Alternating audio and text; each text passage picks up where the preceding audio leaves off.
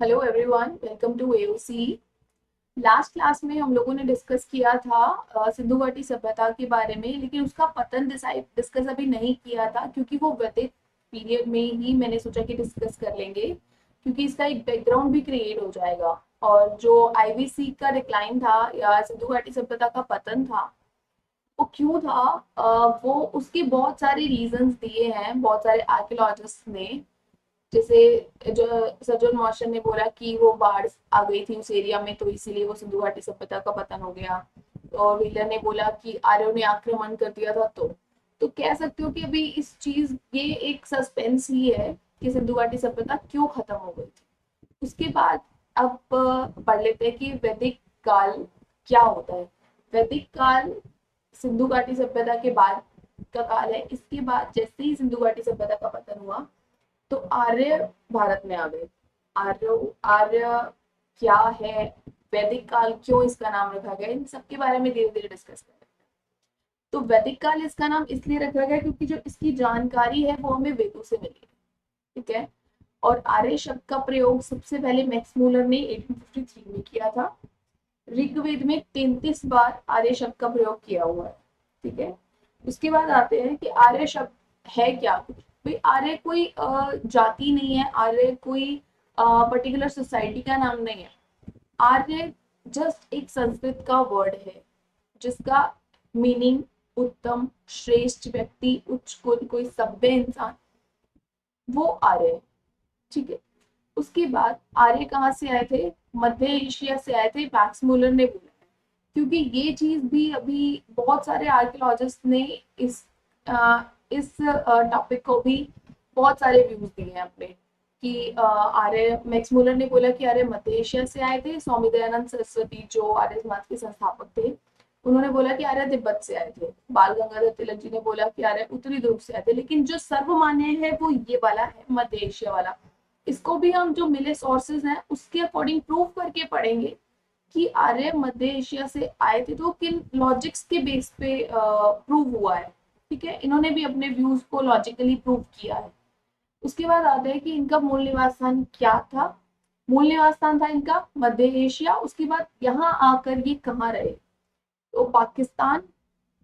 ठीक है। पाकिस्तान वाला पूरा एरिया पहले इंडिया का ही पार्ट है, पार्टीशन से पहले की बात हुई है।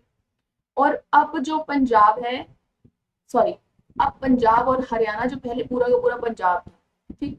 तो नॉर्थ इंडिया की बात कर रहे हैं हम, नॉर्थ इंडिया में पहले ही आकर रहे। इनकी भाषा संस्कृत थी और इनका जो मेन व्यवसाय था पशुपालन और कृषि करना था। और ये जो वैदिक सभ्यता है वो पहली ग्रामीण सभ्यता थी भारत की। एक क्वेश्चन आया था किसी एग्जाम में कि भारत की पहली ग्रामीण सभ्यता कौन सी थी? भारत की पहली सभ्यता सिंधु घाटी सभ्यता थी, जो शहरी सभ्यता थी।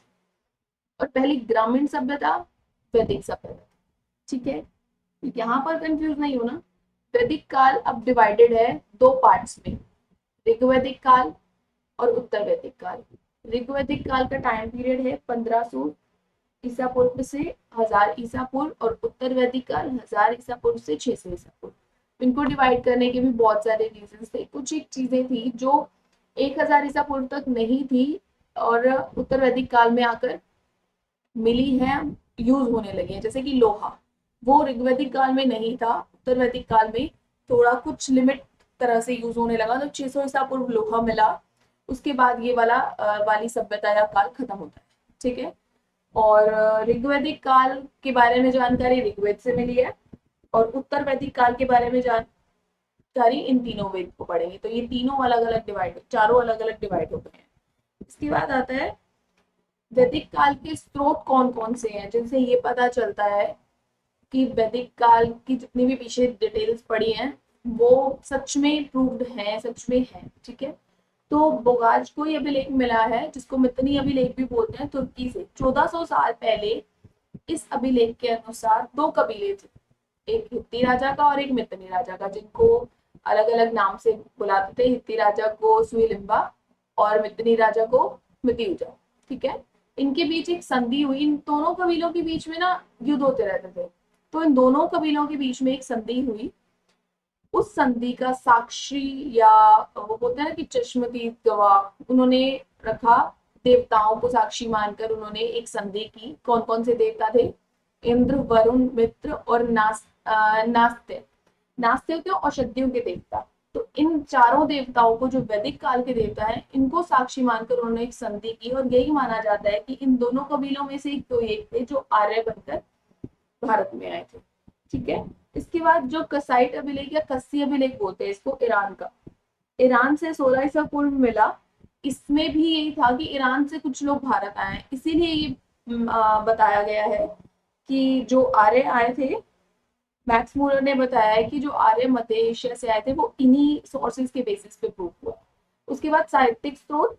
साहित्यिक स्रोत जो हमें लिखित में जानकारी मिली है वो ये है कि वेद, ब्राह्मण, आरण्यक और उपनिषद।